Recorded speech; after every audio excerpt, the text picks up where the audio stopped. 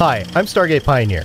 And I'm Steven Jondrew, and we're from Better Podcasting, a proud member of the Gonna Geek Network. Just like the show you're listening to now. The opinions expressed are those of the individual host. Check out all the other podcasts at GonnaGeekNetwork.com. And get ready, because geekiness begins in 3, 2, 1. Stand by for a brand new episode of All Things Good and Nerdy. Welcome, everyone, to episode 549 of the All Things Good and Nerdy podcast. This is recorded live on Sunday, January 28th, 2024. My name is Chris. I am joined with my fellow two misfits. We'll start first, Mr. Anthony Bachman. Negative. I'm a meat popsicle. This has been done many times before. Many times before the meat popsicle has occurred. In fact, I wonder if my other co-host is also going to repeat a former intro. What say you, Willie D. Nelson? No, I'm the artist formerly known as a human. Yeah, that fits. The artistly? Yeah, let's go with that. AI took over. Are you just AI personified? He's not Willie, he's Memorex. I'm a little bit better than Memorex. Are you? You're better than a perfect copy. Come on now. I mean, if it's so perfect, why is it a copy? Because that's how things work. Because you wanted a copy, and that's why you got Memorex? I didn't want a copy. You did want a copy. I didn't bring up the copy. There are many copies. You better watch out, because the copy guy impersonation of Rob Snyder might pop up if you keep saying copy again. Oh, no. I don't want any Rob Schneider impersonation on the show unless it's like what they did in South Park. Rob Schneider, he's a stapler. I mean, I like enjoyed the animal. Oh, someone had to. And that's how it made $4 in the theater. Although Deuce Bigelow, European Gigolo, why that? Why'd they green like that? Because they thought they could make money. Because it rhymed. That is literally the only reason they made that second film. Then why haven't they made a third? Did they make a third? Because they Not can't yet. do another rhyme. What are you talking about? They just rhymed Gigolo, Bigelow, and Gigolo both times. What do you mean they haven't come with another rhyme? My cat is trying to steal my coffee. It's the same rhyme in both of them. Why did you do it a third time? Better get rid of that cat. Yep, I'm moving the cat. Here's the cat. But the cat tax is paid. I paid the cat tax. Everyone pay the cat tax if you have to. I refuse. Why?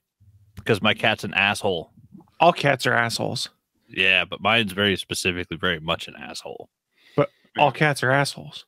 If I gotta pay the tax, I always go bankrupt. That's why I do a monopoly, just to end it fast, clean and Fair. fast. Oh, I can't pay. I know I can mortgage shit, but fuck it. Bankruptcy, you guys figured the shit out. Fair enough. Well, gentlemen, welcome to the newest installment of the All Things Good and Nerdy podcast. Thank you for joining me on this wonderful Sunday morning. As we progress, I have to ask, how things been going this week, fellas? You have been having a good week? No. Well, that was definitive. Well, not to talk about my work, but I've been overtime and my grandma's in hospice. So, oh, geez. Yeah, that's a rough combo. This week sucked. Oh, I'm not gonna follow that. Well, at least hopefully. Also, it's not funny either. It's not fucking funny either. Hopefully, it's paid overtime at least. Yes. Okay, so silver lining, nice. You're getting paid at least. Union paid overtime. So there you go. So that part's good. The hours suck. Sleep. Because you're never going to get it. According to my employer, nobody. Yeah, you can just fucking work all the time. Steven's doing something for you, Willie, just to make you feel better. He says, I'm making a reference to Willie showing his nipple only because I know Chris tried to avoid having to talk about it in show by starting the episode after. So, Steven, I could have not put that comment in the chat, but because you made the effort to put me on the spot, I did so. And in fact, maybe I'll even clip that scene and I'll do something with it because I'm bored. Who knows? How dare you not retroactively, preactively start recording? That's on you. Well, we were recording. It was live. Well, I meant live, but AI flubs up. The connection to the 5Gs kind of. Willie's all about hashtag free the nipple. We know that. But the problem 100%. is it's always his nipple he's showing us, and we're really tired of it because we've seen it so many times. That's it's nothing new. I read through the I read through all the lawyerese and said it didn't specify, so my nip's free game. SP asks if this is for OnlyFans. No. We are on Only Hams, where you just buy ham and tell us about it. No, we just only show pictures of hams. Ooh, I like ham. Is that what you're calling my nipple? That's what John Ham calls his ham. His nipple? Yep. Just a good morning to everyone who is joining us in there. We were getting some comments of things as things go on. Thank you for joining us. Yeah, Fabetex here. All right. I guess I kind of teased it, so I need to get your guys' opinion on something. And I don't know if you've heard anything about it yet, but have you heard about a certain set of popcorn buckets that is coming out with an upcoming summer blockbuster? No, I have not. Oh, okay. I'm going to screen share with you guys. And what I need you to do is, in an effort to help our audience who might be listening on audio only, I need you to explain what we're seeing here. Wait, I think I may have seen something about this on Twitter. Oh, I didn't look at it. I'm sure you did. In the dark. You're gonna want to stay. There is an upcoming summer movie. It's called Dune 2, and what I'm sharing on screen with you guys right now, and I'm doing this now because everyone was teasing the OnlyFans stuff. It sort of ties in. This is the official Dune 2 popcorn bucket, and what you can see is the bottom is a typical traditional popcorn bucket, and they have a plastic connection that hooks on top of said popcorn bucket. And it looks kind of just like a worm. It's supposed to be the sandworm or whatever it is that you would reach in to get your popcorn. And it looks a little off-putting when you look at it from the side. But really what I want to get your opinion on is what it looks like when you get the top-down view. Listen, it already looked like a fleshlight before you did that. Yeah, they basically made a Dune fleshlight and made it popcorn bucket size. Listen, I'm surprised no one's made a sandworm Dune fucking branded fleshlight already. Who says they haven't? That's why I'm Googling. I'm Googling to make sure I'm not doing a mistake here. I'm betting someone's already made it. Yeah, so someone's already made it. I bring this up because this hit the internet, and it's legit in here, as anyone can tell. So all of everyone's going to F their popcorn bucket jokes and fleshlight jokes, and all that stuff has come out already. But my real question is, who's the genius that planned this product and said, oh, this is a great idea, something to put in theaters for people to get as their Dune 2 collectible when they go to the movie theater? That's probably the same idiot that made the Ant-Man popcorn buckets regular size. Well, that's just because the cost. People would get mad if you bought a large popcorn. And all you had to do was make a metal shot glass and charge $1 for it and call it the Ant-Man popcorn bucket. Hey, they just sold billions. Hey, so there's been a development in my research. This shouldn't be a surprise, but there is a Dune sandworm fleshlight. Told you.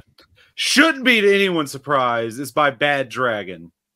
Oh, of course. So SP is asking, is the lube butter or popcorn flavored? I mean, well, it's got to be butter flavored. Is it popcorn butter flavored? I mean, popcorn does have a flavor without the butter, but the butter enhances it. That worm is going to be 3D. That worm is going to be butter flavored. And Steven wants us to know usually the hole in his popcorn bucket is at the bottom. Yeah, it's only because you put it there, you creepy old man.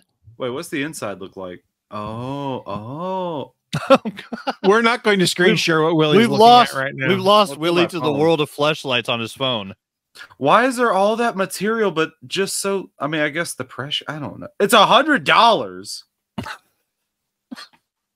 No, that just seems actually pretty cheap for something from Bad Dragon. I'm not gonna lie. I mean, you're not incorrect. Yeah, but no, it looks just like that.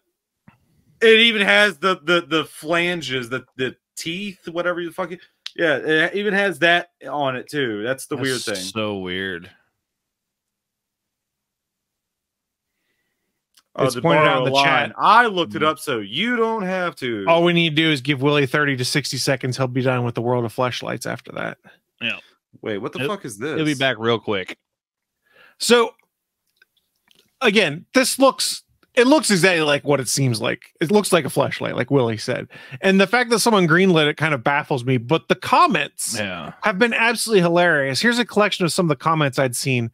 Another day working at the multiplex. Everyone keeps asking me if they can fuck the Dune 2 popcorn bucket. Buddy, this is an AMC. Of course you can fuck the popcorn bucket. Nice. Babe, are you okay? You barely fucked your Dune 2 promotional popcorn bucket. Who? Oh, that's good. Seriously, how did this pass every person that it went through? And no one said, someone's going to put their dick in this. Because none of them could admit it, because then they'd have to say, well, this looks like a fleshlight. And then someone in the room would say, well, what's a fleshlight? And then they have to explain Who doesn't it. know what a fleshlight? I would look at him and say, you're fucking stupid if you don't know what a fleshlight. Here's another good one for you. They're going to act like they don't. It's Glenn Quagmire on the phone. Says, hello, 911. It's Quagmire. Yeah, it's caught in the Dune 2 promotional popcorn bucket. Oh, man. Oh, good Lord. See, we were just unhappy that every time we went to the Cinemark here, we collected a bunch of the popcorn buckets, and they're all different fucking sizes. How is every popcorn bucket you make a different fucking size? I don't know. Going back to the popcorn fleshlight do you need? Going back to the popcorn bucket, though, it's off-putting. But in what world do you really want to put your hand through a bunch of little plastic fingers or phalanges to reach in and grab popcorn and pull it out? I guess the trade-off being you're not going to spill popcorn as easily if your bucket tips or something. I don't know. You also can't get a big handful of popcorn because it's going to knock it out of your hand as you go to pull it out of the fucking teeth. It seems off-putting at the very least, notwithstanding the fact it looks like a giant fleshlight. The whole thing seems off-putting. It's not even going to do what it's meant to do. It's going to make it more difficult to eat popcorn out of the bucket. Maybe that's stupid. Wait, that's by design though, because most of these places give you at least one free refill on popcorn. So if they slow you down, you're less likely to get a refill. Bastards. Trying to save that 40 cents in popcorn. Why are you guys thinking like engineers? This is not a way to really. I am an engineer. Better way to eat popcorn, to travel from here to there. That is made to just be a useless piece of plastic. Actually, saying, Willie, hey, I'm a thing. Willie, the easiest way to eat popcorn to minimize your spillage, put a hoodie on backwards, put the hoodie in front of your face, and fill that with the popcorn. You just kind of go and eat the popcorn out of your hoodie pocket or hoodie hood. Human horse bucket. Yeah, human horse bucket. And if you spill, it doesn't matter. It just drops into the hood. Yep. Problem solved. Sorry, I'm stuck in a Zach Braff like memory thing, just looking out into the thing. Oh, he's thinking about his fleshlight right now. Yeah, it's over there. You want me to go grab it? He's doing a dance sequence in a hallway in a hospital. Oh shit, it's not over there. I hung it out to dry. No kink shaming. I just don't want to see it on stream. Well, at least you cleaned it. What's kinky about using a fleshlight? Nothing. Well, I mean, they could make some weird ones, like a Dune sandworm. Good. They have. It's there. It's $100. Made some weird ones. You can get it in the Super Mario question block design if you wanted to as well. I saw that. What do you want to bet they made one for the Avatar aliens too? What, the tail? I know for a fact, without looking, tails like open up or something. Without looking, having Googled it, I know for a fact there are blue cat fleshlights. I guarantee it.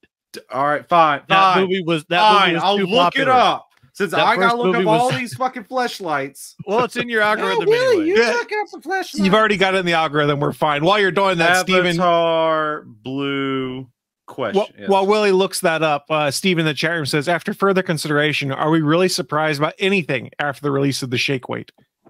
Nope. That's fair. South Park did a good riff on that one. Oh, this isn't a real. Oh, thank God, this isn't a real website. avatarfleshtoy.com. It's not load. Well, it loaded. Oh, it loaded. Oh, not only do they have it, it has its own website. I fucking no. Yeah, I no, told it's you. stupid. It's just a fleshlight that's colored blue. There you go. That's it. Yeah, but someone bought that because there was some really creepy stuff that was happening around the same time Avatar came out with weird. Some people's fixation on the Avatar blue aliens. Again, not kink shaming, maybe a little bit. It's just really strange to me. Yeah, May or may not be sponsored by Hustler. Oh my. Hustler James Cameron might have done a lot to help the furry community. That's not what because he created a whole bunch of people that really like blue cats. But the blue cat, but are they actually furry or is that flesh on the Avatar aliens? I don't know.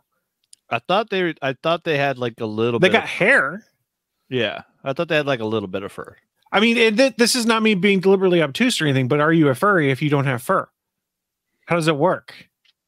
Oh, the if you're like the lizard or something, scalies are the other term. That's all I know. I don't know of any others. But this blue fleshlight is $69.95. I'm surprised it's not $69.69. That was at a different website, She Vibe. Oh my! Free shipping on U.S. orders. Well, there you go. $68 plus. Oh, because then it's the more you know. Save yourself $1. The more you know. I'm sorry the path this took a little bit, but not a whole lot, just because this popcorn bucket's weird as hell. Yeah, it's got problems. Is it already out? Or is that just like promotional? It seems like this, from what I could tell, is this seems to be a leak of some kind, and it was people sharing the picture early because it looks like it's. Let me bring up the screen real quick. I've turned off the weird thing is you can't, even if you want the popcorn bucket, you can't guarantee that it'll be there when the movie comes out because all these theaters keep releasing them early. So why I bring this up is look in the background. This looks like a locker room or something like that. So my guess is this is someone that works at the theater where they had them here already. And someone went, what the fuck? I'm going viral. Yep. What in the hell is this? Because those look like lockers right behind it with those metal panels. And hell, that even has like a little number plate on it. It looks like. Yeah, that's a locker room. I want to know who was the first person to stick their dick in one of these. Is it someone off the line that said, fuck it, I don't care if I get fired, or is it the guy who designed it said, "Yeah, bring it in. I need to look at this by myself. I need everyone to get out."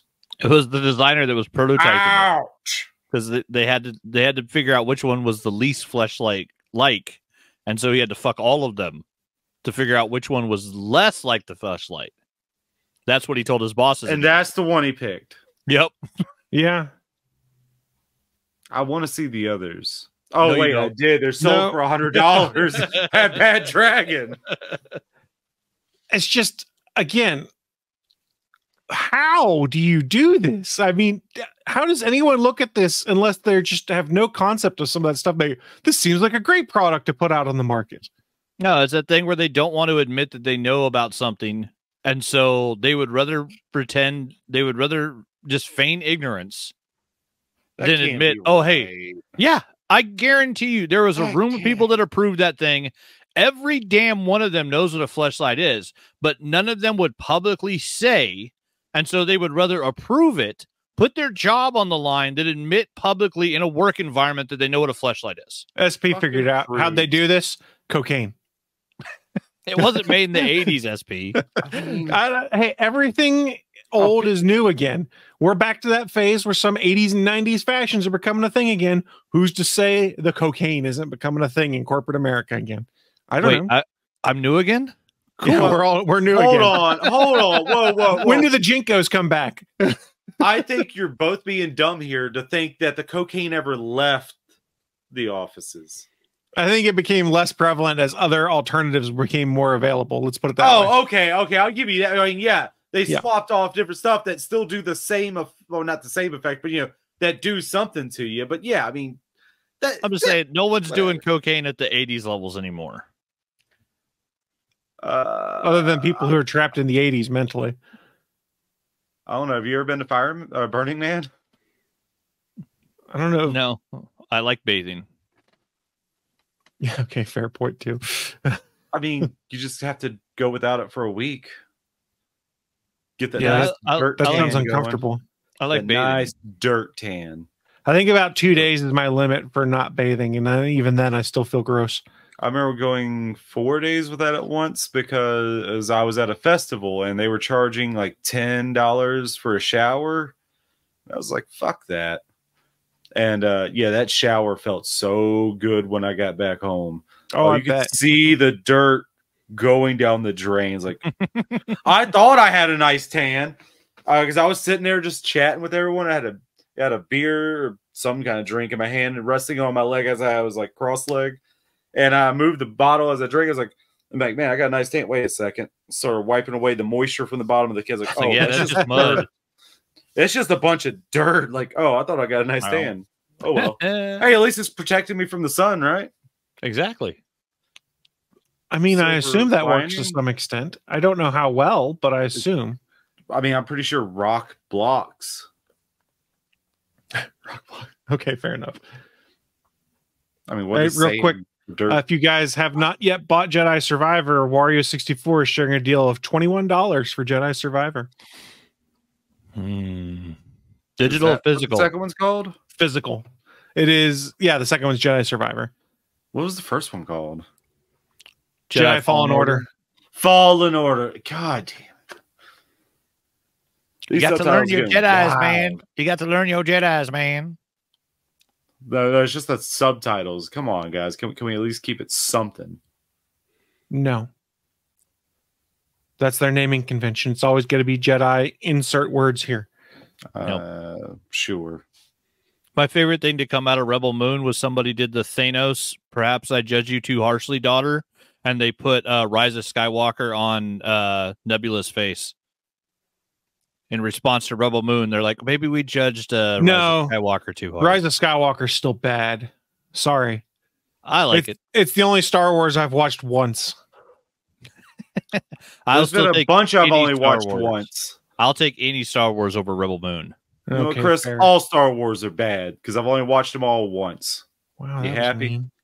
No, See, I'm- we know I'm you're- sad now. If that's your criteria, if they're bad or not. Well, it's my criteria for me as someone who has watched like the original trilogy and the prequel trilogy double digits each easily.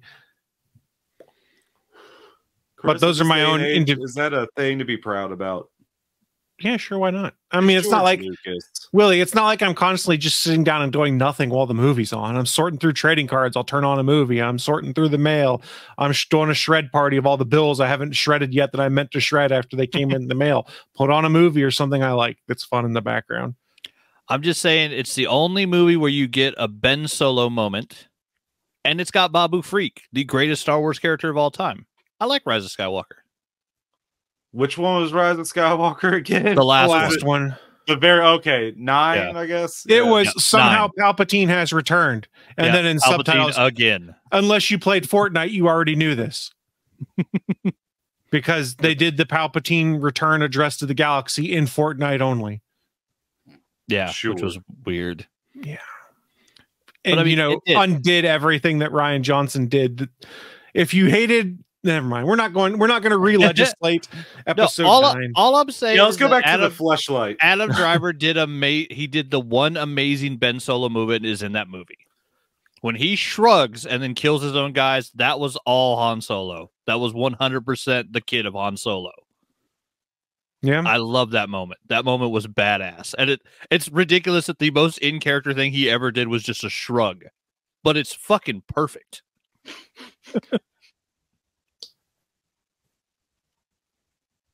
As Steven put it, somehow the trilogy ended. Just so another one can get started sometime. And SP points out Mara Oh, yeah. Jade is his favorite Star Wars character of all time.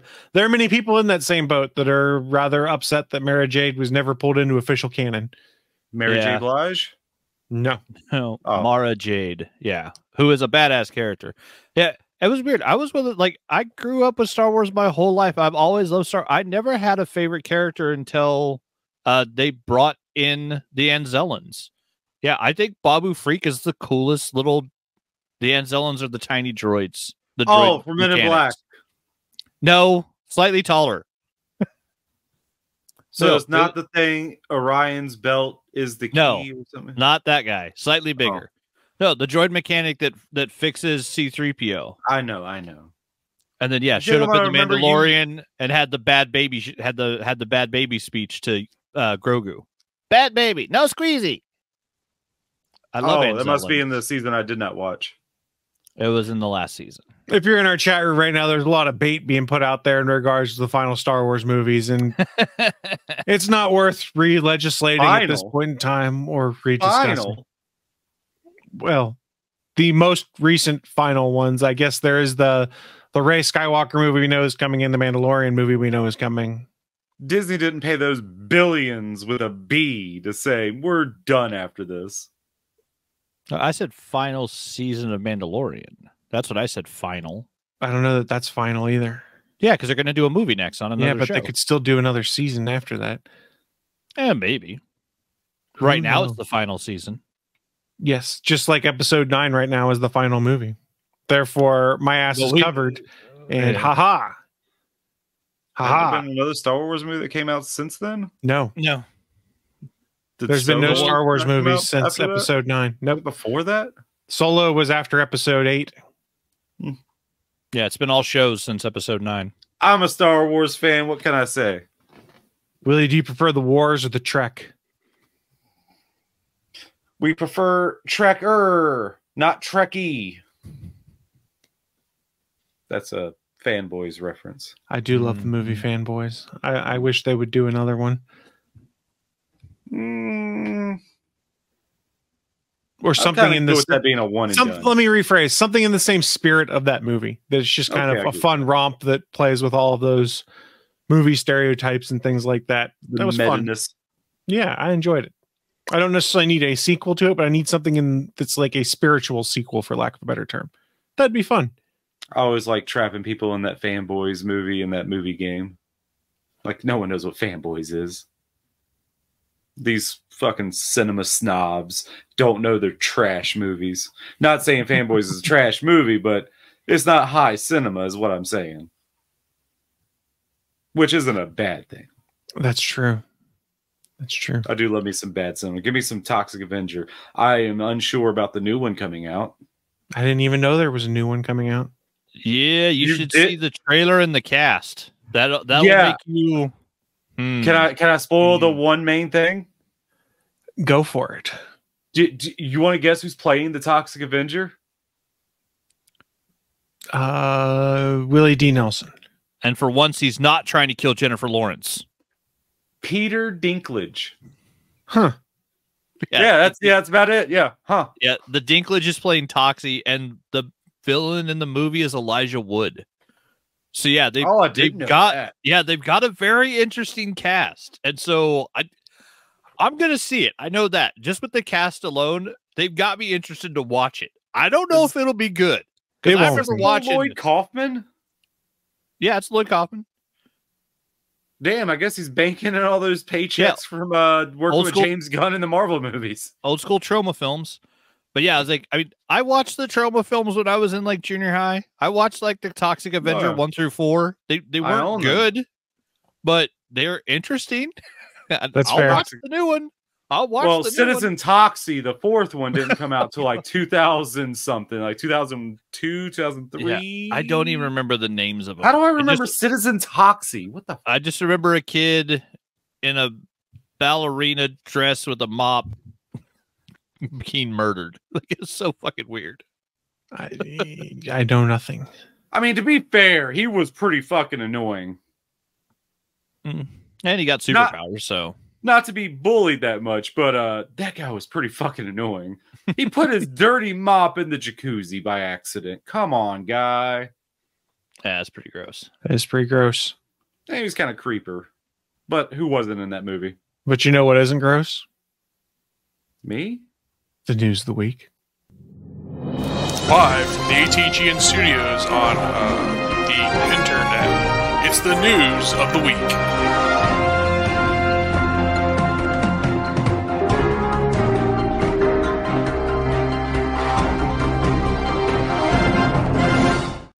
Welcome to the news of the week. It is that part of the show where we run down what's in our minds some of the most interesting geeky and or nerdy news to have popped up here in the last week or so and share it with you fine folks who are watching live or listening at a later date. I was just going to go first with mine because why not? I queued myself up first. Does anyone care? Does anyone mind? Is it more fleshlight? No, Do the damn thing. If it was, how would the answer differ if it was versus if it isn't? I'm just happy I don't have to Google more weird fleshlights. Hopefully. Okay, so We'll good news see. then. It's not fleshlights. We'll It's see. Not yet, at least. Hey, let's talk rumors about the Nintendo Switch 2.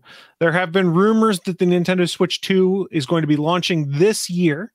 Seeing as we're in January of 2024, we still have a pretty long runway for that. So presumably some kind of announcement will be coming soon. There is nothing official from Nintendo yet, but Bloomberg had a report from Omdia analyst Hiroshi Hayase, which suggests the new console, which we're going to call Switch 2 for lack of a better term, is going to launch this year, and it will feature an 8-inch LCD screen. Yes, I said LCD, not OLED, after we had a Switch OLED that just came out this time. So the new upgrade is a downgrade? Not necessarily. Okay, go ahead, Willie. So they can make a pro model later for that has potentially that could be the case. Like we said, the launch window is not yet confirmed. It's widely expected. It's going to have an LCD screen similar to the base model Switch we have now. In 2023, Sharp had said it was supplying LCD panels to Nintendo for the upcoming console they're going to make. So it's going to be a Sharp LCD screen. 8 inches, though. That's big for handheld console screens.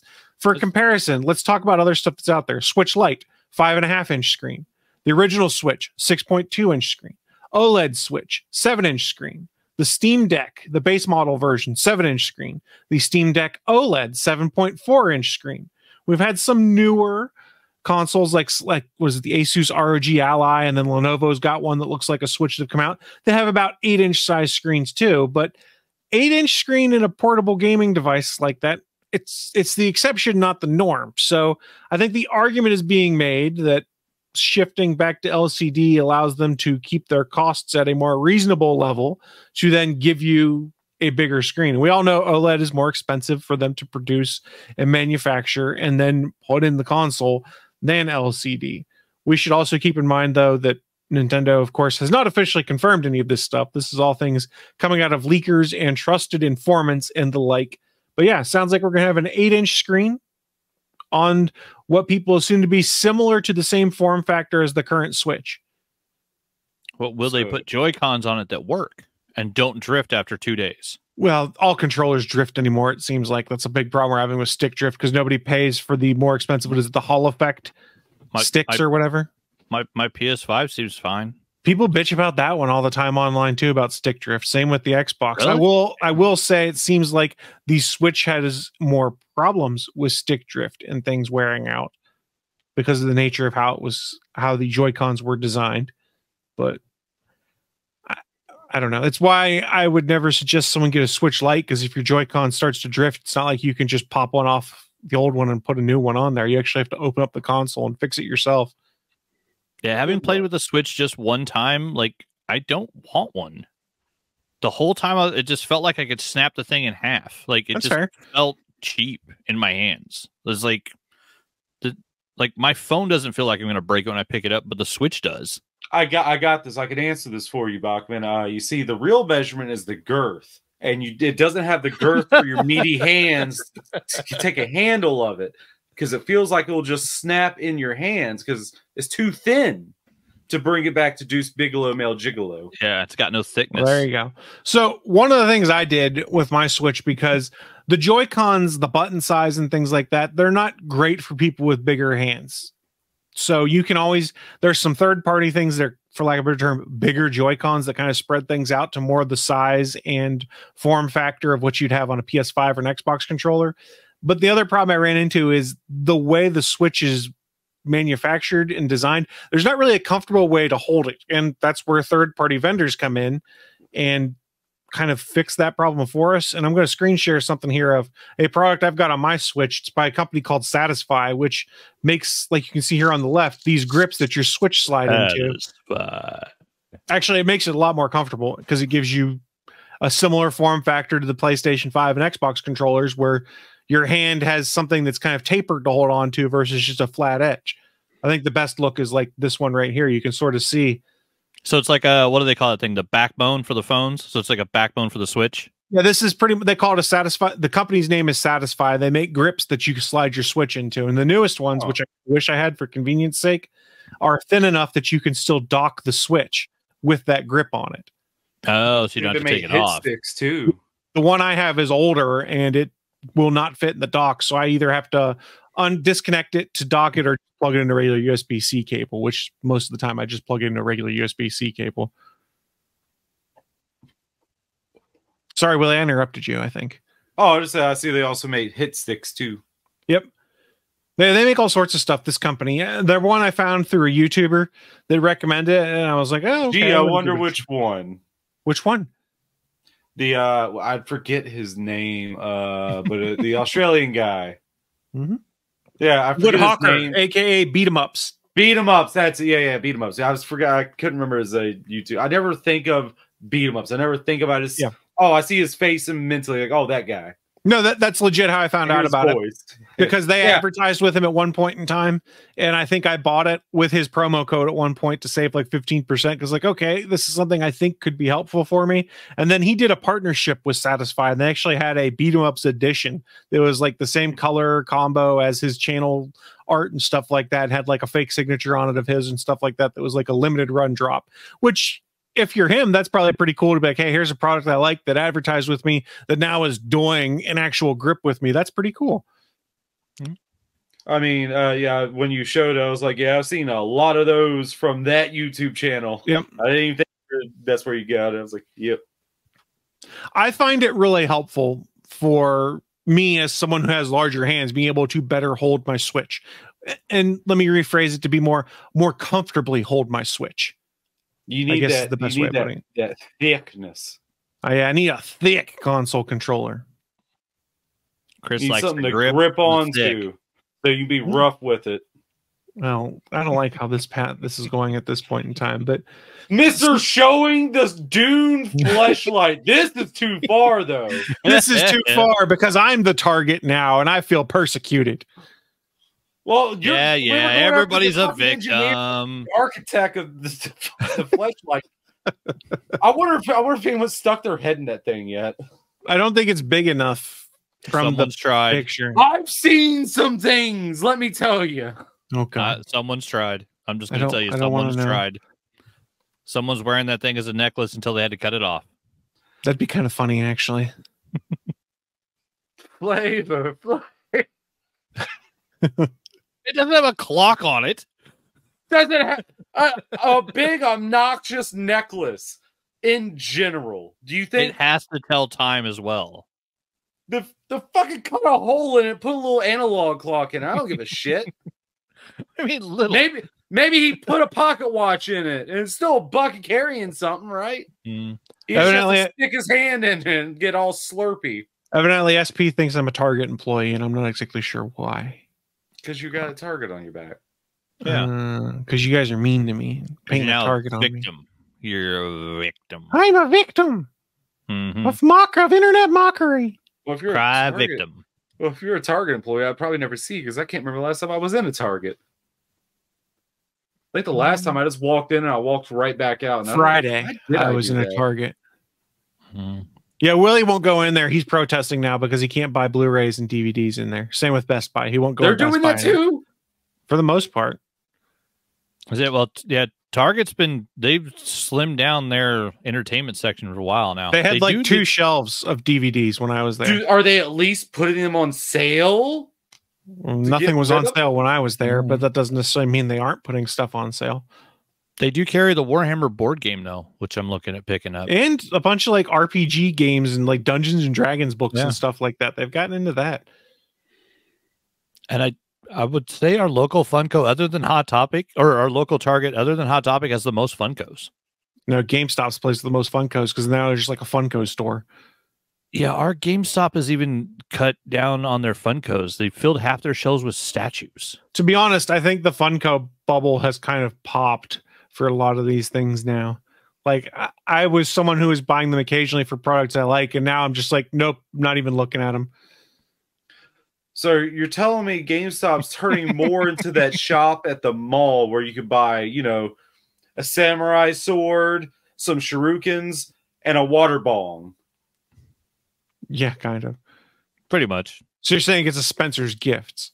Yeah. No. One of those ones that specifically sells all those.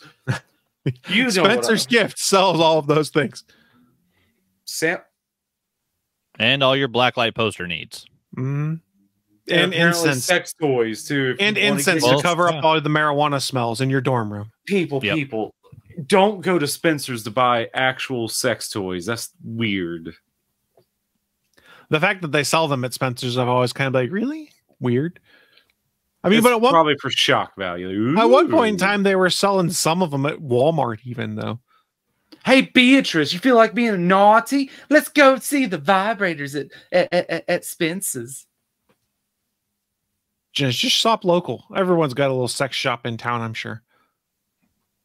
I live in a college town, though, so maybe my view of that's skewed because it's a college town. No, there's a bunch of sex shops everywhere, man. Yeah, there's always one. Keep that local perv and, you know, help him pay his mortgage. You don't have to be a perv to run a sex shop. You've found a business that people are always going to patronize. People are always buying porn and sex toys. There's no stopping it. Sex sells? Support small business. Who would have thought sex sells? Support small business. Sex work is real work? For where I live, the downtown part where all the students go and party is full of bars, and there's like 3 sex shops in that same area. So I'm sure they make a bunch of just drunken, dumb student business who come in and like, I need to find Backdoor Sluts 9 to steal a title from South Park or something like that. I didn't come up with that. That's from Trey Parker and Matt Stone. Just as a heads up. I mean, I still have Pirates over on my shelf. And it's one of the that's one of the porns with the most production value ever, and they made a sequel. There you go. Yeah, the sequel got a Blu-ray release. Yeah, I'm over here stuck with an HD DVD version. Oh no! That's what Willie looks for in his porn: production value. Those skeletons better be animated very well. They weren't. Actually, for just going on memory, because it's been, I don't know when's the last time I watched it. Those skeletons didn't look that bad especially for a porn movie. Like, where the you guys put money in this? All right, that wasn't on the talent. All right. I mean, if they could find some assets online, there's probably some 3D renders that were out there that they were able to base things off of. Because if there's anything I've learned from all the stuff I've watched on Corridor Crew and Corridor Digital, there's a big asset library online that a lot of people can start from and then modify as needed for their 3D assets. I can. You're probably not wrong. My only counterpoint to that would be this was 2005. A fair point. Was that there then? That's my. I mean, it definitely is now. You are right about that. I assume in some way, shape, or form. If it was there then. Yeah, probably. But I'm just curious. Like, what did it look like? I don't know. What am I talking about? I saw everything. It shows everything in that movie. Oh my! Willie loved the skeleton porn. Mm-hmm. Not really. It was mid 2000s, just big fake titties. It's true. I'm sorry. To be fair, I couldn't tell one from the other because they all had that dirty blonde. They all had the same fake boob job where they all looked the same. So I was like, I don't remember this. Like, they all look the same. That person's might as well be that person. What's the plot? I can't keep up. Except for Evan Stone. That dude's always hilarious. Willie, I don't really remember the movie, so I watched it once because we had a porn and chicken night in college, which is exactly what it sounds like. No, it was a dumb party. A bunch of college guys. It's a bunch of college guys with greasy fingers. It wasn't just guys in there, and it was mostly because it made some people uncomfortable. So that was the fun part, was making fun of what was going on to then watch the uncomfortable folks respond. I'm sorry, did you say fried chicken and porn? I did indeed, sir. Yeah, that's a movie. Okay. Yeah, I've seen it. It's called Fried Chicken and Porn, I believe, too. I seen on Comedy Central of all things. I'm just saying. I think it was 21 or 22-year-old time frame where we had the porn and chicken night just to see how uncomfortable we could make some folks, and some people's discomfort as they tried to go through it was what was entertaining. Now, before people come after me, bear in mind no one was forced to come to said party. Everyone decided to, and if people wanted to leave, that was fine. And eventually, it was the fun is over. Turn this off, because it's not like there was some weird group sex thing going on or anything. It was we were making commentary jokes about porn and eating chicken. Anyone who's having a porn and fried chicken night's probably not going to have an orgy. Yeah, that's not the right kind of greasy you want. Correct. The intent of the party was to make fun of the porn. Yeah. So yeah, that's what we had going on. There's a glimpse into, oh God, I'm 39, so like 17 years ago when this party occurred in college. I'm pretty sure the movie plot line of the thing I remember is that they threw it, and then some guy got feelings for someone else or for someone, and then but it was like a triangle where they liked someone, and it was like, oh, but then they finally got together at the end. I was like, it's, you know how it goes. It's Hollywood movies. They're all the same. I'm talking about Spider-Man Far From Home. I do like that movie. I do like that movie a lot. Willie likes that movie too. It's all right. It's acceptable. All right. That wraps up my news with some various diversions and things like that. I'm going to toss things. Mr. Bachman, what do you got for us? All right. We got another pissed off director in Hollywood. Yeehaw. I'm angry. Who would have ever thought? But let's see if it's for a good reason or not. So I got a Digital Spy article here about the Roadhouse remake. Director boycotts premiere due to streaming release.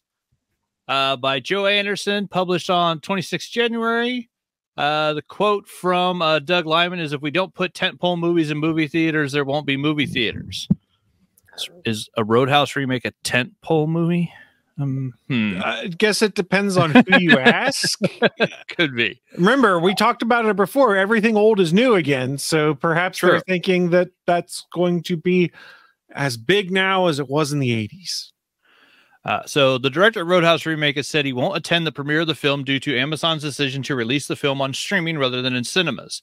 Doug Lyman, who previously helmed The Bourne Identity, Mr. and Mrs. Smith, and Edge of Tomorrow, has remade the 1989 Patrick Swayze film with Jake Gyllenhaal, who plays a former UFC fighter that takes up a job as a bouncer at a remote bar. Well, that's not right. He's the cooler, not the bouncer. We all know this. Let's see. Writing a guest column for Deadline, Lyman called out Amazon MGM Studios for skipping a big screen release and said, when Roadhouse opens at the South by Southwest Film Festival, I won't be attending. The movie is fantastic, maybe my best, and I'm sure it will bring the house down and possibly have the audience dancing in their seats during the end credits, but I will not be there. My plan had been to silently protest Amazon's decision to stream a movie so clearly made for the big screen, but Amazon is hurting way more than just me and my film. If I don't speak up about Amazon, who will? So here we go. When Amazon bought MGM, one of the few remaining studios making big commercial films for theater release, movies like Bond and Creed, they announced that they would put $1 billion into theatrical motion pictures, releasing at least 12 a year. They touted it as the largest commitment to cinema by an internet company. I can tell you what they then did to me and my film Roadhouse, which is the opposite of what they promised when they took over MGM. The facts: I signed up to make a theatrical motion picture for MGM. Amazon bought MGM. Amazon said, make a great film and we'll see what happens. I made a great film. Lyman claimed that Amazon told him the film had tested better than any of his previous films, and the audience responded to it better than any of his previous hits. And we all know Bourne did gangbusters. Mr. and Mrs. Smith made a lot of money in the theaters. Like, the guys made some good movies. He also said Amazon eventually decided to only release on streaming and would not be convinced otherwise, refusing to sell the film to another studio. The impact goes far beyond this one movie. This could be industry shaping for decades to come. If we don't put tentpole movies, here it is. Yeah, if we don't put tentpole movies in movie theaters, there won't be movie theaters in the future. Without movie theaters, we won't have the commercial box office hits that are locomotives that allow studios to take gambles on original movies and new directors. Without movie theaters, we won't have movie stars. I'm not sure if I can agree with all that. Oh, yeah. I said the reality is there may not be a human villain in the story, he concluded. It may simply be an Amazon computer algorithm. Amazon will sell more toasters if it has more subscribers. It will have more subscribers if it doesn't have to compete with movie theaters. A computer could come up with that elegant solution as easily as it could solve global warming by killing all the humans. This is what Lyman said. This is hyperbolic just a bit. What? Yeah, he went out there. But And remember, this is over the movie, a remake of Roadhouse. Yeah. But a computer doesn't know what it's like to share the experience of laughing and cheering and crying with a packed audience at dark theater. And if Amazon has its way, future audiences won't know either. The digital spies reached out to Amazon for comment over Lyman's column. Well, so the thing that sucks is that we all know, if you can take it back to the Black Widow experience, Scarlett Johansson didn't have in her contract that movie had to be released in theaters because the whole streaming thing hadn't really come up yet when she originally signed her contract. So she ends up suing Disney and winning because Disney puts it on streaming and not in theaters. Doug Liman signs a contract with MGM to do a theatrical release of a remake of Roadhouse, and then it gets bought by Amazon. So even if it was in his contract with MGM, maybe that part of his contract didn't carry over when they got bought out by a giant corporation. But I'm not a lawyer, but I don't assume that contract, the terms of it would change just because someone bought said company.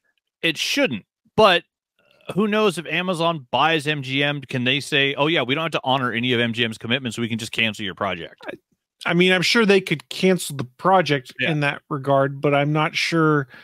I don't know. If anyone that is a lawyer or has experience with the law in this kind of regard, contract law specifically, I guess, I'd be real curious to know whether Amazon could change that contract that had been signed by the company that they acquired. Yeah, so that's an if. But it still makes you think, if you're a director and you want a theatrical release, even if you have a good track record, if you're not Christopher Nolan, apparently you really need to get that shit in writing.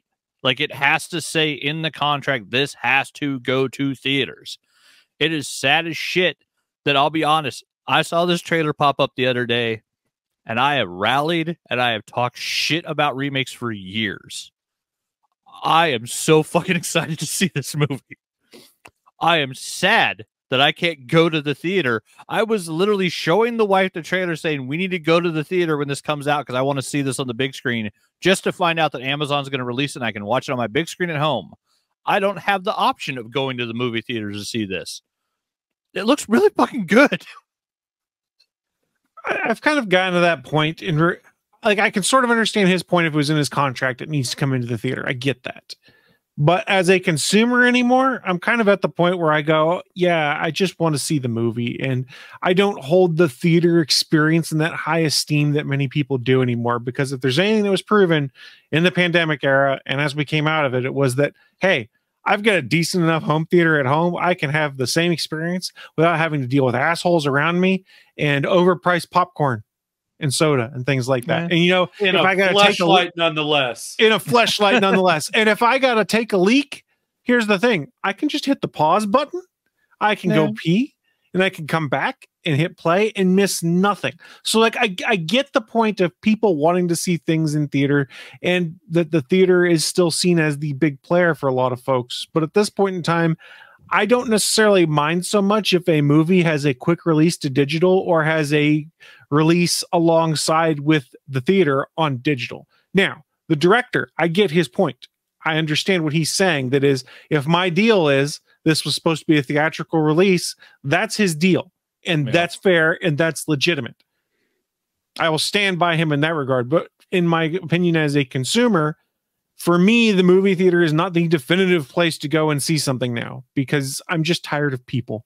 I really am. For me, it depends on the film. And since I was old enough to go to the movies, I've seen every Star Wars release in the theater. If a new Star Wars movie comes out, I want to see that on the big screen. Okay, I will eventually buy it. I will watch it on repeat on Disney Plus, whatever. But I want to see it in the theater. And I was honestly excited when I saw this trailer. I was like, this would be a hilarious movie to watch with an audience in a theater. This is the type of movie you go to where there's going to be action and there's going to be fucking comedy. There's going to be scenes that are hilarious, and there's going to be crazy big fight sequences and like explosions and stuff.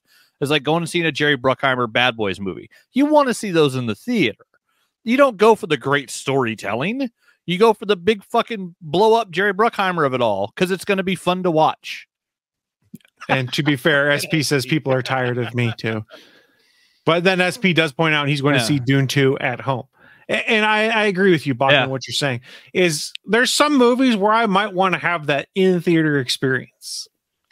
And for the most part, it'd be something like, I don't know, a new Star Wars flick, maybe the next MCU flick. But I've also gotten to the point now where I don't really care a ton about spoilers anymore, whereas they used to annoy me.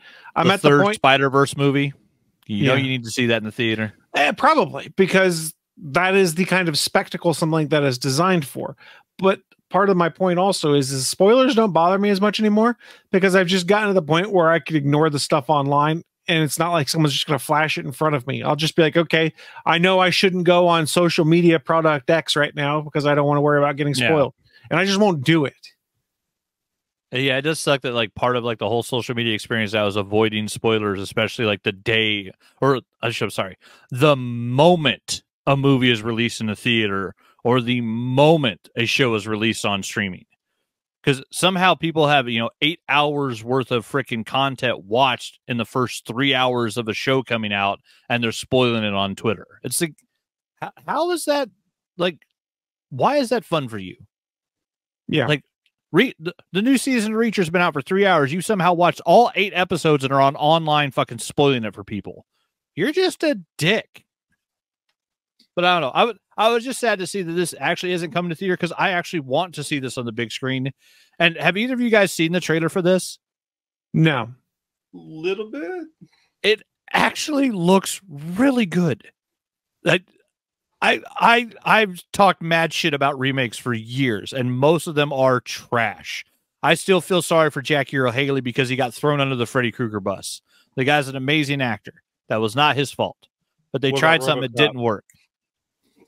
Joel Kinnaman, he makes good movies, but that movie was just insane. But it wasn't the right type of 1985 on coke insane that the original RoboCop was. It wasn't. It didn't have the Paul Verhoeven of it all. So you're missing that craziness factor. That special mix into it. Yeah, that special mix of the weird European director and a whole lot of cocaine, and it worked.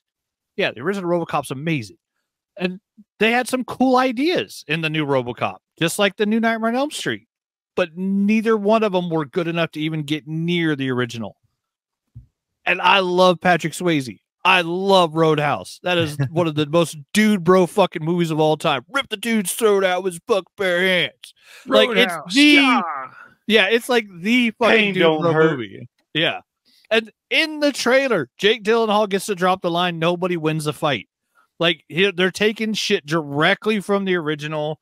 And it's one of those things where it doesn't seem like they're trying to like, oh, we're better than the original Roadhouse, which that's kind of what the advertising for the new RoboCop made me feel like, was they're like, oh, we're doing a better version. It's like, are you really? Well, look at that. You fell short. This feels like someone's like, no, we're going to take the concept and have fun with it. And the fact that Jake Gyllenhaal got in like UFC fighter shape for this movie, and then he's like a dude that gets knocked out of the UFC and is street fighting, and so ends up going and helping out the Roadhouse bar clean itself up as fucking Dalton. Like, it looks fantastic. And yeah, Chris hasn't seen the trailer yet, so he doesn't know, but I gotta spoil this for you because it's in the trailer. The bad guy that's not a fake dude looking like a Native American, they decided to get the most shit-talkingest fighter in the world as the bad guy in Roadhouse, the sequel, or the remake. It's fucking Conor McGregor. The little Irish leprechaun is coming into the bar to destroy the place and talk shit. It looks hilarious. And also, I think that might be one of the reasons they got Jake Gyllenhaal, because I think he's only about 2 inches taller than Conor McGregor, who's a fucking midget. But like the idea that like, oh no, we got a world-class athlete to be the villain in this one to try to take out the good guy. It's like, I want to see that. Like, this shit looks fun.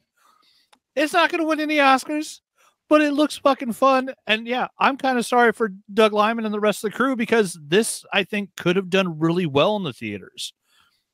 I don't know if it's going to show a spike in subscribers on Amazon Prime or not, But I think Amazon might have left a little money on the table with this. If you do a good remake of a Patrick Swayze movie and you don't shit on, the ghost, as it were, of Patrick Swayze, you could make some fucking money and make some people happy. And this one looks like a fun movie that could have done really well. Fair enough. But they own MGM, so they can do whatever they want. It's why Stargate SG-1 keeps popping off and on Prime, and people are very confused because they're like, you own this. What the hell? You own the whole Stargate franchise. And then people are like, make more Stargate too, please. Well, yeah, apparently the whole thing seems to be, oh, no, we're going to give you less and charge you more. That's the new streaming model, which is like, well, guess what? That's why we all cancel shit, and we'll come back in 3 months and we'll pay for your service for 1 month. Yeah. We'll watch the last 6 months of what you produced, and then we'll cancel it because fuck you. You don't get to charge me more and give me less, Disney. That's not how this fucking project works. Yeah. As soon as my current subscriptions run out that I've prepaid, a lot of them are going to be put into a standby because I just don't need some of these things for what they cost anymore. But that's neither here nor there. This month, Amazon Prime just turned off, and last week I turned off Apple. So right now we have Netflix. That's Fair enough. We pay for one streaming service because guess what? I can wait for all the shit on Max. It will eventually show up on Netflix because they're just renting it out. I thought you had Amazon. I just did have Amazon. It just ended. Oh, I'll watch. I'll have to get a week of Prime in March so I can watch Roadhouse. That was my question. I don't think you can only get a week. I think you'd have to get just a month of it, but who knows? I ordered something for my dad the other day. They offered me a week for $3. Oh, okay. So I will order something. I will order something the week of Roadhouse, and that way I'll be able to watch Roadhouse and like the next 4 episodes of Invincible in a week for $4. Or does that week thing expire? I don't know. I mean, you could just save it for this. Yeah. No, I think the email expires like if you don't click on it within like 2 weeks or something. Well, fair enough. I'll just order something that week, and then they'll offer me fucking Prime again for $3 or $4, and I'll get it for a week or a month or whatever. Well, on that note, that wraps up the news of the week, but Willie is going to do something that's not really a news story, but is his segment for this week. He wants to talk to you guys about his latest video game obsession. So, Mr. Willie, the floor is yours. Yeah, speaking of sex shops from earlier. God. Oh, I'm sorry. Has no one here played like a Yakuza Like a Dragon, where you go to the sex shop to get weapons for your people, like a giant Hitachi I did vibrator? in Like a Dragon, yes. And I had a Hitachi vibrator I used as a weapon. I also remember the Saints Row game. Damage. The Saints Row game where you had a weapon called the Violator that was a big floppy dildo. Purple at that, too. Yeah, it was purple, too. I think you could customize the color at some point, but I don't fully remember. But yes, the next Like a Dragon came out. Like a Dragon Infinite Wealth. Whoa, that left my head. The next in the mainline series of the game. Jesus. Brain.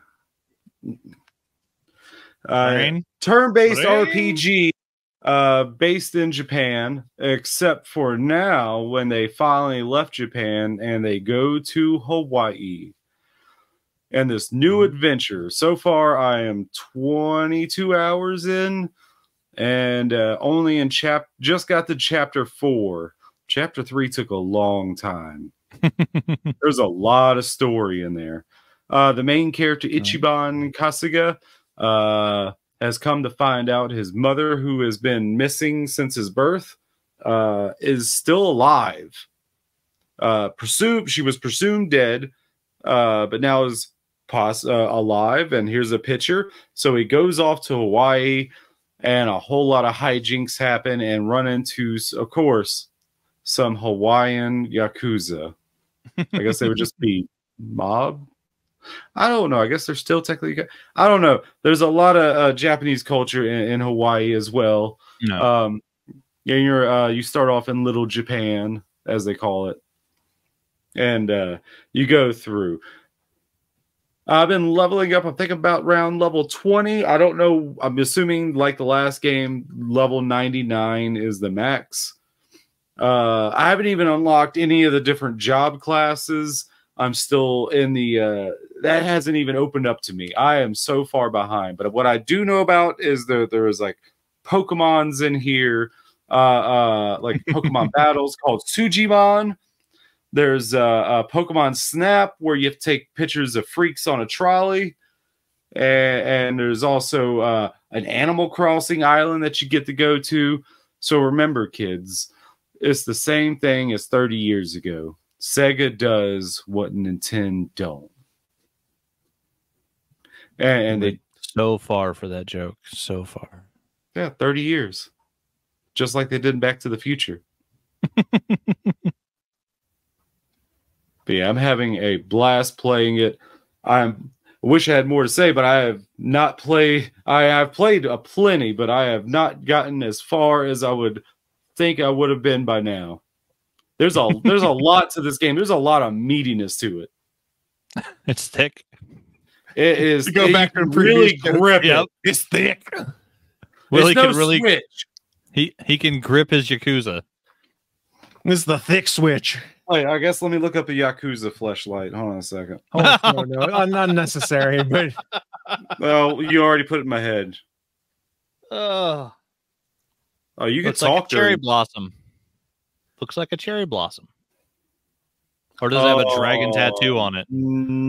let's see. It seems like it's doing well. It has a 9 out of 10 on Steam right now with 3,000 plus ratings. It's got 92% rating from Google viewers. So it seems like it's doing a really good job. And it does appear that it is on Xbox Cloud Gaming. So it is part of Game Pass. So I guess I should give that a try at some point in time. Did you get it on PlayStation Plus or Premium or whatever the hell it's called? No, I bought it. Okay. I will say, not to just talk it all up there. It doesn't personally bother me, but it does. They did kind of put a feature that has been in all the other games behind a digital upgrade paywall, depending upon the version you get. That's and annoying. that is New Game Plus. I've never used any of the New Game Pluses because I've been trying to get through the games. I haven't really gone back and replayed through any of them because I'm still behind. That would be frustrating, though, to put New Game Plus behind a paywall because, like I've talked about for Spider-Man 2, one of the things I'm looking forward to is New Game Plus at some point in time. If you're like, you got to pay $5 to get New Game Plus, I'd be like, fuck you. No, I'm just done playing this game. Like I said, it is a little weird that they did that, but I mean, like I said, it's not really affecting me. I can see how it's a negative. But I wonder if that's something they're doing as a consequence of putting things on Game Pass or eventually the PlayStation similar model or something like that, which is like, hey, we get our cake from getting paid, and then we'll get a little extra surprise at the end when people want to do New Game Plus under their Game Pass subscription. Then they'll pay their $5 for it. That's giving me a little bit of a reminder of what they did back on the PS3 and 360 days, where you got the little code thing with it. What was it called? The launch day, or not launch day? It was like a, oh my god, it was like a pass that you could use that you had to have, but you had to buy it new because it was only one time use, like to play online. Or yeah, they did that on some of the Call of Duties and EA games at one point in time, I think, where you could buy the game and it would work for some single player stuff. But if you wanted to play online, it came with a one-time code redemption you could apply to your account to give you the online aspect of it. And if you bought the game used at, say, GameStop, then you would have to pay arbitrarily, I'll say $10 to unlock the online aspect. I don't remember what games they were. I remember a bunch of people getting pissy about it. And I remember myself going, well, I wasn't going to play it anyways, so that sucks. And I hope the industry doesn't pick it up, but I'm not impacted. And also, just to throw it in there, I would say Sony has said that their premium model is not looking to be like a day and date release for games. If it happens, it happens, but they're not like going out for it. Not even on their first party stuff. So it's not quite the same, but yeah. Well, I think we're about to see a lot more emphasis on Game Pass and its day and date digital releases because this is a side jag a little bit. I apologize, but supposedly the group internally to Xbox that's responsible for, getting games on the shelves in stores and stuff has shuttered. So it's starting to look like they're shifting towards digital only model. And there were some rumors about the fact that Walmart was getting ahead of the curve. And I guess this Monday we're clearing out a bunch of physical Xbox games. So supposedly they clearanced down Starfield enough because they were going to get rid of it that it was a penny to buy Starfield because they were trying to clear out space of all of these Xbox titles because they're under the assumption everything is going digital sooner than later. Does the tax round up to 2 cents? I don't honestly know. I'm a little curious if it's just a penny, taxes. What? So I guess that's the thing is if you wanted to pick up Starfield on Xbox, anyone, check your local Walmarts because I guess some were clearancing them down to a penny instead of throwing them out. Fair enough. I mean, I'd buy that for a penny. I'd buy that Bring for back RoboCop. I do love RoboCop. But I do want to mention too, there is like in a lot of the previous Yakuza games, you could go to the Sega arcade and play arcade games. In this one, there is at least one, I think it's called Spike Out, that was only in Japan. It was an arcade game that was only in Japan, and they have a version of it in Like a Dragon Infinite Wealth that you can go play at the arcades. The full arcade version. So that's something. Cool. I like cool little things like that. Those are fun. I mean, they have a bunch of other like Virtual Fighter, I think 3. Ooh. They usually have like they also have Sega Bass Fishing in there, and you walk up to the whole arcade where it's the whole thing where you go up to the controller that it had. I haven't tried it yet, but it is the actual Sega Bass Fishing arcade game that they have just, I guess, running on an emulator within the game. That's cool.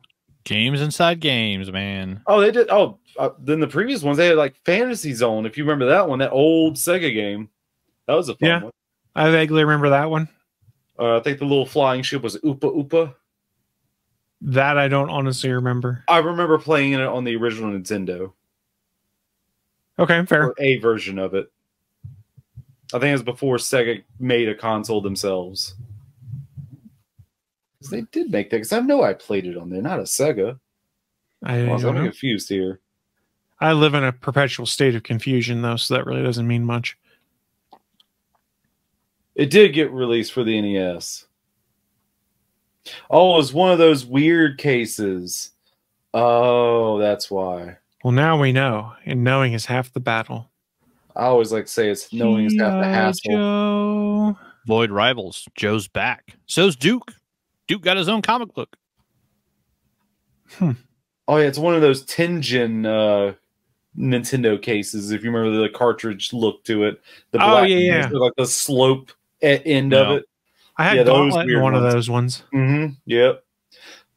Or hell, you could go to the Bible games. Some of them did. Oh, yeah. The powder blue fucking cartridge. Yeah, well, that wasn't an official release. That's why. Yeah. You can buy it still on the secondary market. Evidently, it fetches a decent amount when you find it. But yeah, Like a Dragon, Infinite Wealth, great game. Well, Willie, with that kind of review, I will have to add it to my queue, which is already far too large, as I've also picked up other games and started playing them now because why the hell not, right? I challenge you to play Yakuza 0, which I'm pretty sure is also on the Game Pass. I think all the Yakuza games are on Game Pass. Yeah. I challenge you to play Yakuza 0 and tell me you don't have a new addiction. You're going through all of them. I challenge you to tell me that. It's possible. It is impossible. It's impossible. Who knows? But on that note, we are going to start shutting things down here in a few. But before we do that, we like to wrap up our little show with a segment called What I'm Into. It's our chance to share with you fine folks consuming our show just what kind of geeky and nerdy things we've been getting into. Because, hey, we share what we're getting into. You guys might be like, oh, I didn't know that was a thing, and I want to check that out too. So I will start things off just because I have my list here, and I want to make sure I didn't forget what I'm into. This most recent Thursday, rather, on Netflix, the new season of Masters of the Universe, this is Revolution, I believe it is, dropped on Netflix. It was 5 episodes.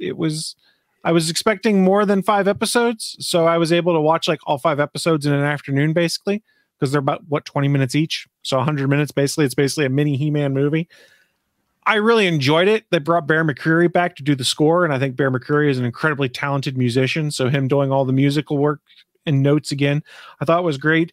It is a little jarring at first when they've changed some of the voice actors. You're like, wait a second, you're not who you used to be. Like, for instance, in the first animated series, Tila was voiced by Sarah Michelle Gellar. Now she's voiced by Melissa Benoist.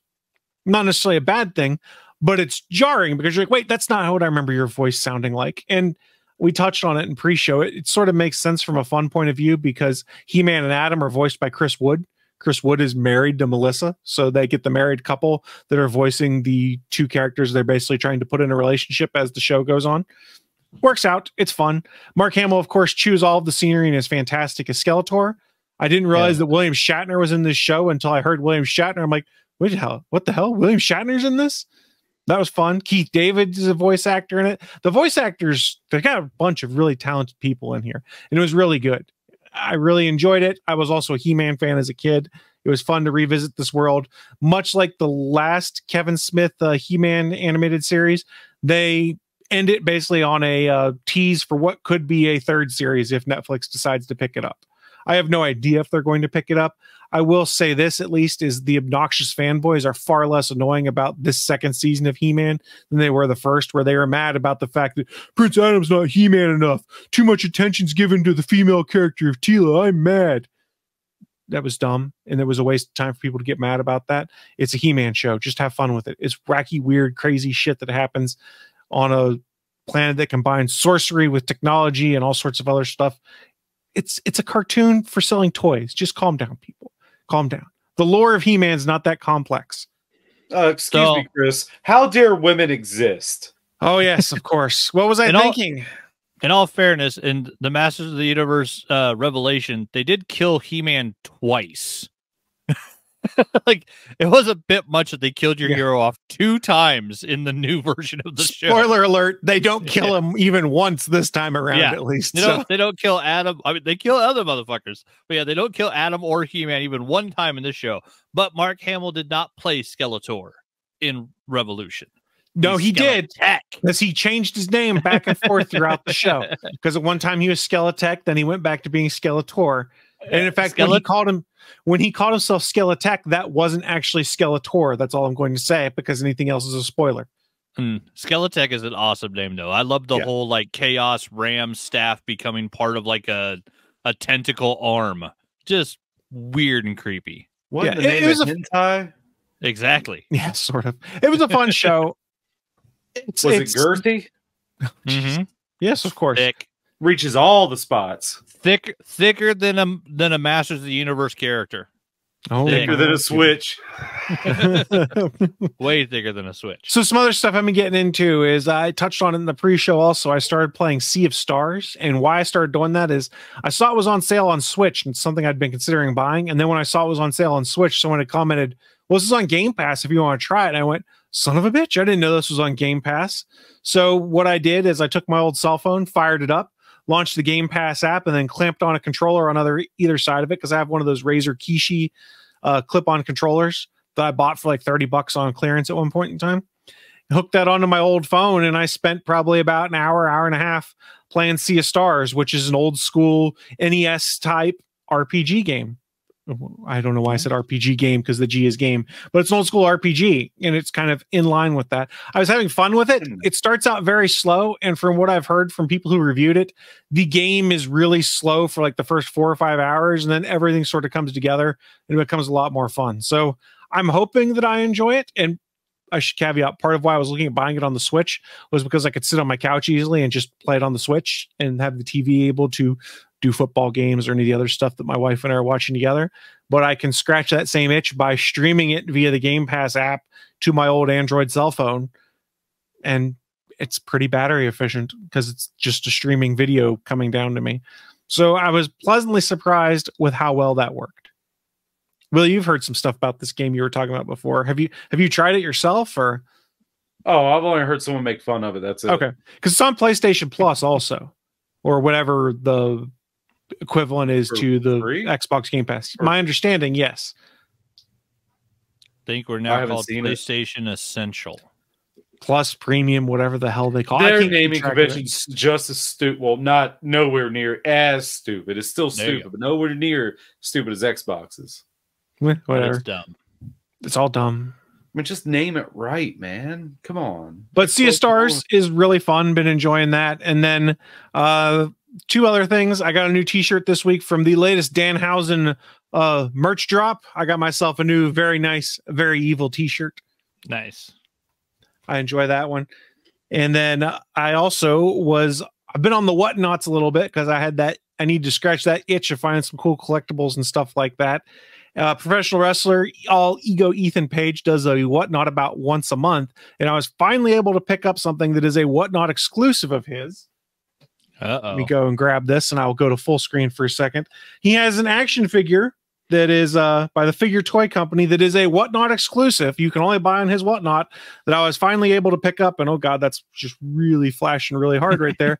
But it is his vlog figure, as he puts it, that's associated with the vlog that he did for a long time that you could only buy on whatnot. So I was able to pick one up for a pretty decent price.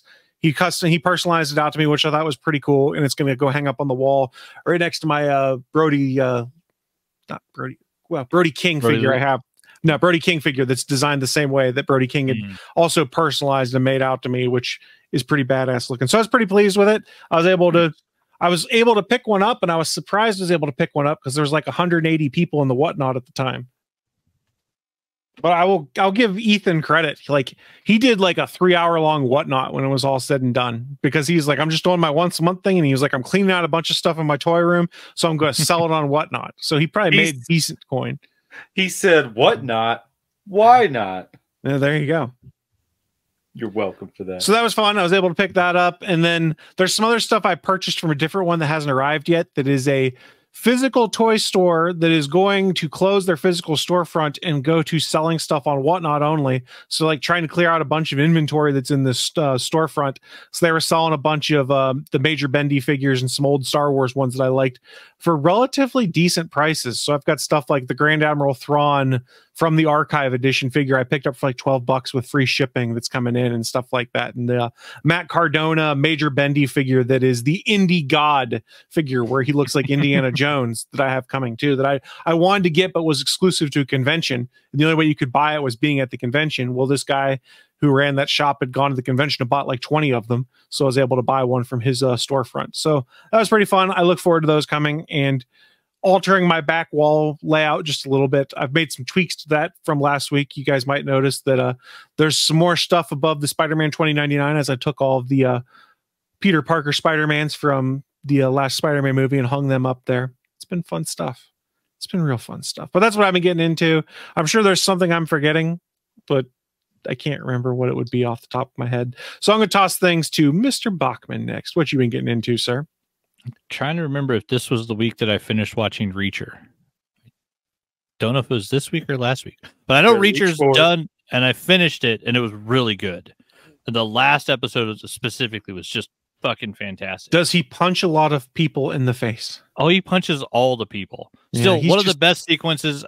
It's like episode 3 or 4. A biker gang attacks him, and there's a shot where a guy goes to throw a punch and he catches the punch, which you've seen that 100 times in a movie. Yes. He turns to the side and headbutts the elbow and breaks the guy's arm. I was like, I have never seen that shit. And because no one would do that in real life because the elbow is really hard. Yeah, but when extremely, oversized human Alan Richardson does it, it looks realistic. It's such a great sequence. It's like, that is something I've never seen in a fight scene before. That is fucking cool. So yeah, Reacher is great. Yeah, I watched all of Revolution as soon as it popped up on Thursday. I sat down and watched all 5 episodes. I loved it. It's just the idea that, for those that don't know, I was 5 when He-Man started and 8 when it ended. Their target demographic was males 5 to 8. I was the kid they were selling these toys to. And so when He-Man came out, and it's ridiculous, in the first 3 years, they had 230 episodes. It was back when a cartoon, for season 1 would be 140 episodes. It was insane. And it was always, it's like every comic book, it's all second act. Everything resets at the end. Nothing ever actually progresses. He-Man learns a little lesson, bitch slap Skeletor a little bit. We go on, do it again next week. But the fact that with Master of the Universe Revelations and then now Masters of the Universe Revolution, it's actually taking that story and progress further. It's just really fun to see because like things have actually happened now. The story has actually moved forward. Things have changed that like won't be undone. It's just really entertaining. And yeah, it's Masters of the Universe. It's a fucking toy commercial. It's fun. Like it's just fun. Like there's nothing to be upset about. It's just a fun fucking show.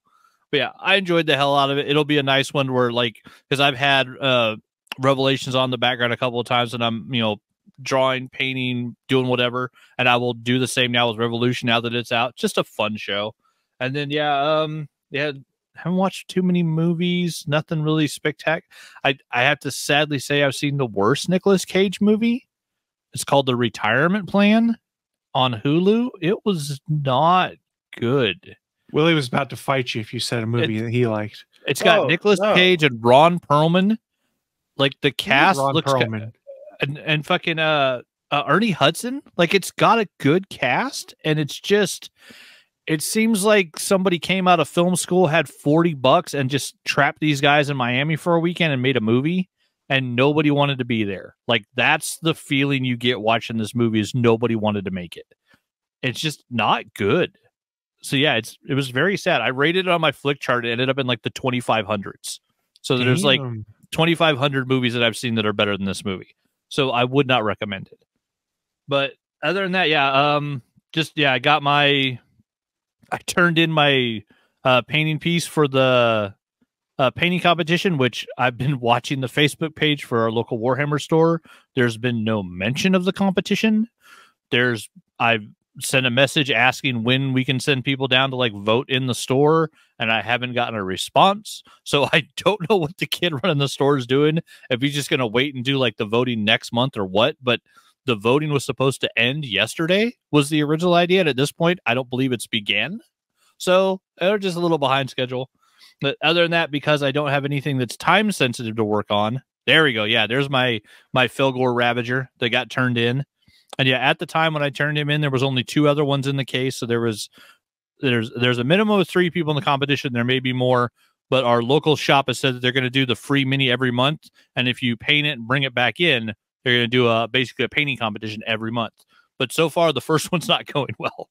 It doesn't seem like it. Yeah, I just don't know what or maybe he's only doing it in the store and not telling anybody, and maybe the voting did happen and it's already done and nobody knows, and he's just forgot to put it on Facebook. It's also possible all the people that started doing it realize that, oh shit, this isn't enough time for me to paint this how I want to, and they might be realizing that as they're getting not a lot of them back in. Maybe, yeah. It was very fast. Because like I said, he told us to bring it back on the 20th, and there was only mine and 2 others in the case. So yeah, it was a very limited for a competition, only having 3 entrants. It's like, well, if you get gold, silver, bronze, then we all win. Hey. But yeah. Other than that, since I didn't have anything time sensitive to work on, I did a bunch of priming on a bunch of figures. I did the first base coat. My buddy Colin got the Hand of Archon team, which is the Drukhari, I think, elves for Kill Team, which he brought over and played with last time, but he'd primed all 10 of them, but he'd only painted like 1 or 2. So I had him leave one with me. And weirdly, it was sitting here for a couple of weeks, went to start painting it the other day and went to put like just a base coat of a blue on it. And like the paint like bubbled up and like ran off the primer. And I'm like, okay, that's the opposite of what primer is supposed to do. Like primer is supposed to give you a coat, like, to stick the paint to. So there was something wrong with the primer he put on his minis. And so I literally like scrubbed it off, reprimed it, and then slapped a coat of blue paint on over the gray primer that I've been using, and it stuck just fine. So now I have that character to paint, which I'm doing for fun. And then I've been spending most of my time. I've been putting up time-lapse videos that people have seen them on my social medias. I'm working on my Christmas present from the wife, which is a Death Guard Plague Burst Crawler. And so this is what I've been building. And this giant monstrosity is just a fantastic. It's a big old tank. It's got the bulldozer blade in the front. It's got a huge cannon up top. It's covered in spikes and all sorts of weird little details. Like, it's just super fun. And I had the fun of this one. I wanted to be able to paint behind the blade and the front of the tank and make it easy. So it's on there with motherfucking magnets, because magnetizing minis is the easiest way to be able to get to stuff and like be able to still work on them after you paint and prime them. So yeah, I got my Plague Burst crawler. There we go. Chris put up the video. So yeah, my wife got this for me for Christmas. I'm loving it. They put all the John Wicks on Netflix. So I just set up my camera, and if I'm doing time lapse on my phone will turn off any other audio, so I can't listen to podcasts while I'm doing my time lapse, which is what I normally do. So I've just been putting a John Wick movie on Netflix and then hitting record. And so yeah, it's been a fun week working on this guy. It'll probably be done this week. I've got just the side guns left to do. I'm trying to decide if I want to basically gut the plastic and carve them out and fill them full of magnets to where I can magnetize the front barrel of each gun.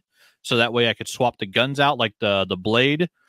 But I was looking at it the other day, and I think it might be like 3 hours worth of work. And I'm not sure if it's worth it. I might just pick a gun that I like and just put it on it.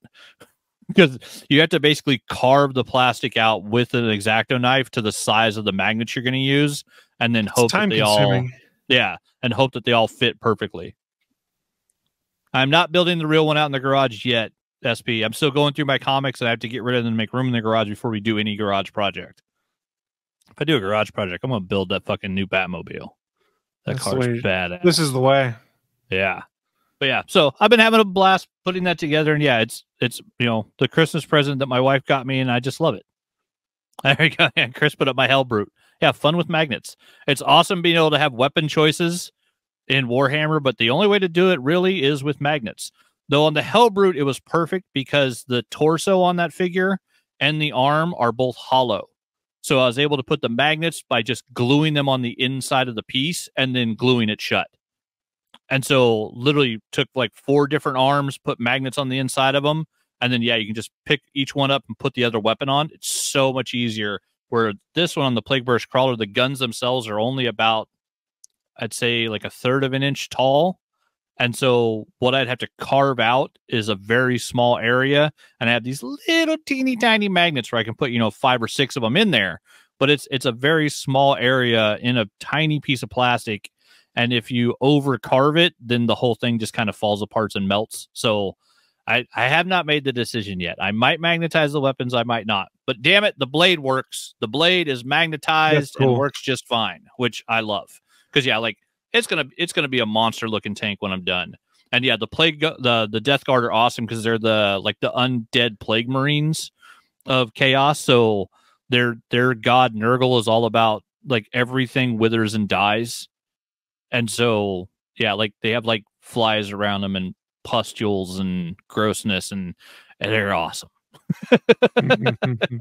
I'm going to have fun painting this motherfucker. Well, before we pivot it over to Willie, we do have SP in the chat room who's talking about what he's been getting into. I tried to resurrect a 2014 MacBook Pro this week. The screen wires had melted.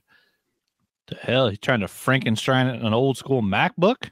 Well, I mean, you could also there was a while there was a tech thing that was going on where people were just like, well, screen's busted on my MacBook. I'm just going to remove the screen. And they basically just made it so that it was a little mini platform that they could hook into any monitor anywhere and take with them. So they basically just took the bottom half of the laptop and made that a workstation that was movable around, because all of these things will do screen out. Yeah. I mean, yeah, as long as you got a working HDMI, right? Yeah. SP says no way to replace the wires. The screen's worth more than the MacBook. Well, that's disappointing. That's sad. Well, it sounds like a fun project, though. It does. Willie, I'm going to let you finish things up for us. Sir, what have you been getting into? Like a dragon, infinite wealth. That's what I assumed, but I didn't know if there was any other stuff you'd been getting into. I wanted to give you the whole opportunity enchilada. to share. Cut it. That's it. That's all Willie's been doing is Like a Dragon. Oh, and Dr. Pepper Cherry. Ooh, Dr. Pepper Cherry. Well, on that note then, folks, we are going to start wrapping things up. Thank you so much to everyone who did join us live. We really do appreciate all of the questions, comments, feedback, and trolling that goes on in our chat rooms. They are all a bunch of fun. A friendly reminder, we do stream this show live every Sunday at 11 a.m. Eastern at 10 a.m. Central over at GonnaGeek.com/live. If you're using the geeks.live URL, please update your bookmarks because that will be going away at some point in time. Before we shut this thing down, though, do you guys have any final thoughts for the people? You got The Rock now owns The Rock. What's he going to do with it? That is true. He no longer has to pay a bit of it to WWE. Yeah. Oh, his character. Yeah. Oh, I didn't know. Send all the weird fleshlights that you find to @SouthPorky at Twitter. I'm not calling it the other thing. Can they send you stuff on Threads or Blue Sky or any other alternatives? I don't know what Threads is. It's Instagram, Twitter. The Blue Sky. Yeah. Go ahead, Blue Sky. Chris, you remember what my name is on Blue Sky? Willie D. Nelson, I think. Or is it Willie Nelson? I don't remember. I think you got Willie Nelson there. I think Blue Sky. Oh, yeah. I think I did get Willie Nelson in there. You were right. Is Blue Sky the one where you still can't post videos? I think so. Who needs to see videos? Because I'm doing time lapse of building my tank, and so I just copy it and paste it into each social media thing. And Blue Sky's the one I go to, and it's like, oh no, you can only do a photo. The nice thing with Threads is you can just share direct from Instagram into Threads, because I've been sharing some reels and stuff on Threads. It logged me out. I'm sorry, Willie. He'll never I didn't get log back out. in. It logged me. Oh, I can just click on it. That should be the case. I don't know. Yeah, it is just Willie Nelson. There you go. Easy enough. Well, Willie, we should get you on the Threads too. I've said on this show before, I'm actually enjoying Threads because I've found a group of people that want to talk pro wrestling and not be assholes. So I've been having a lot of fun. Literally all I do on Threads is pretty much talk pro wrestling with people, because the people that want to talk it there will, have an opinion. But if you disagree, don't start calling you a hater or a money mark or dumb shit like that. It's just, no, I don't agree with you, but I see your point of view. I'm like, cool, we can disagree and still be rational human beings. But what if you are being those things? I'm not a money mark. I got no money. Not you, but the person doing the thing. Well, I will say this. Threads has been pretty good about at least the community there. And I don't mean just for pro wrestling, but in general for calling out those accounts and basically like, hey, block this asshole. And I've talked about before that Threads has a feature in there that basically if you block an account, it will then block any subsequent accounts that person makes somehow. There's an extent to how far it can go on that, I assume, but I am pleasantly surprised with my enjoyment level of Threads. Sports stuff is finally starting to pick up on there, and pro wrestling stuff is starting to pick up on there too, so that I really only go on Twitter once or twice a day to see if there's something trending that is of interest to me. It's very exciting. The Warhammer community on Threads is it's all the people that were on Instagram anyways, because it's art based. So, well, the majority of Warhammer's art base, the fan base. So yeah, a lot of it's on Threads, and it's the same people being like, positive, and like people will ask for feedback, and when people ask for feedback, they get constructive criticism, like the way you should in a good art class, versus you suck, which is a lot of other social media. And I will echo something that Stargate Pioneer has also said, which is Threads really needs a good iPad app, because for those that use the iPad to access Threads, it's just the iPhone app that you can then expand a little bit if you want to, so it does not fill your full screen at all. I think a little bit better of field of view, and that's if you will. I think Instagram might have that same problem too for the Instagram app on the iPad. Yeah, so I don't think it's necessarily just Threads. It's just Instagram completely.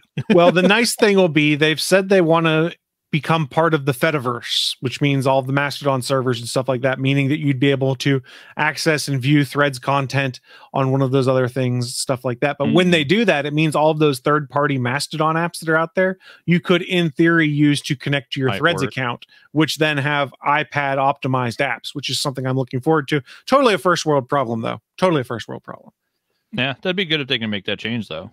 Yeah. But on that note, unless you guys have anything else, I think we're about ready to shut it down. And last chance, going once, twice, thrice. Well, on that note, we are out of here, and we will see you all next week. Thanks for listening to this brand new episode of the All Things Good and Nerdy podcast. Don't forget, we'll be back next Sunday live at 11 a.m. Eastern, 10 a.m. Central over at live.atgnpodcast.com, channel 3 of the Alpha Geek Radio app, and over at our network home at GonnaGeek.com/live.